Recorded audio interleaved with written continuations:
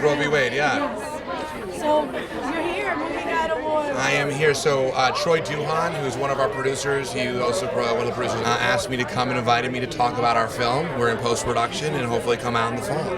I'm very excited. I think just with the laws that are being passed and everything, it's and now perfect today, timing. Massachusetts, they're looking to pass law. Vermont, now they're looking to pass law. It's literally insane. And then where's Ruth Bader Ginsburg? We'll see her in a couple months. So I think all of this is a culmination to really bring the topic more to the forefront. I mean, not that it hasn't been over the last couple months anyway. You really inspired me because you talked about your own experience with abortion. Yeah. We don't normally hear the man's side, and I'm a woman who's had multiple miscarriages. So for me, I think about it and my heart is completely ripped because I'm like, here I am. I want those babies. Right. But I just really think it's powerful to hear a man's voice on that. Well, I think, since the women's movement in the 70s, we've been silenced on this issue, and a lot of it has to do with fear, and a combination of fear and lack of education for not realizing that there's really a baby there. And I think with technology today, people now see that there's a child, and that child doesn't only belong to the woman. It's 50% of our DNA, it's our life.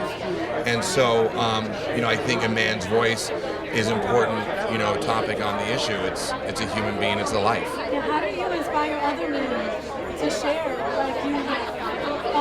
Or not to feel like bombarded by I am woman, hear me roar. I think lead by example. I mean, have the courage to go out there and talk and not, be able to be brave enough to sit there and be attacked, which I constantly am. I think it's challenging. I mean, especially in places like Los Angeles or New York or Miami, where you're sort of either ostracized or set aside for speaking about your emotions or beliefs about an unborn child.